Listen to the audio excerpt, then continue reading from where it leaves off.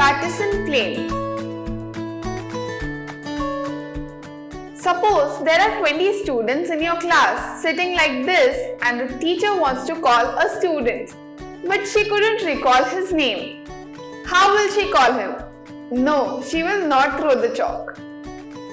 Instead, she will point her hand and say the student sitting in the third row and second from left. Does it sound familiar to you? The teacher used the method of coordinate geometry to locate the position of the student in the class. Coordinate geometry is the branch of mathematics where the position of a point on a plane is described using the coordinates with respect to coordinate axis. In this video, we will learn about the Cartesian plane where you can plot such points and find their positions as well. What is a Cartesian plane? It is a two-dimensional plane which consists of two mutually perpendicular number lines intersecting each other at their zeros. What do we call this horizontal number line? It is known as x-axis. What do we call this vertical number line? It is called as y-axis. What do we call the points of intersection?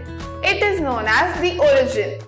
This point is represented by the same number 0 on both the axes. On the x-axis, positive numbers are shown on the right side of the origin and negative numbers are shown on the left side of the origin. On the y-axis, positive numbers are shown above the origin and negative numbers are shown below the origin. The x-axis and the y-axis together form the coordinate axis. Now, look at this Cartesian plane. How many parts can you identify on this plane? The coordinate axis divides a Cartesian plane into 4 parts. Each part is known as a quadrant. The quadrants are numbered in the anti-clockwise direction. This part is known as the first quadrant. This part is known as the second quadrant. This part is known as the third quadrant. And this part is the fourth quadrant. What is the purpose of dividing a Cartesian plane into quadrants? It is done because each quadrant has its own sign convention used in x and y coordinates of a point. Let us understand them. In the first quadrant, the x coordinate and the y coordinate are both positive. This means that any point lying in the first quadrant will have both its abscissa and ordinate positive. In the second quadrant, the x-coordinate is negative but the y-coordinate is positive.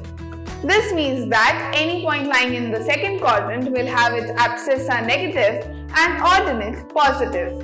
In the third quadrant, the x-coordinate and y-coordinate are both negative. This means that any point lying in the third quadrant will have both its abscissa and ordinate negative. In the fourth quadrant, the x-coordinate is positive but the y-coordinate is negative. This means that any point lying in the fourth quadrant will have its abscissa positive and ordinate negative. What about the points lying on the axis? The points on the coordinate axis are not included in the quadrants. A point lying on the positive side of x-axis will have its abscissa positive and ordinate 0. A point lying on the negative side of x-axis will have its abscissa negative and ordinate 0. A point lying on the positive side of y-axis will have its ordinate positive and abscissa 0. A point lying on the negative side of the y-axis will have its ordinate negative and abscissa 0. In mathematics, such plane is regarded as a Cartesian plane.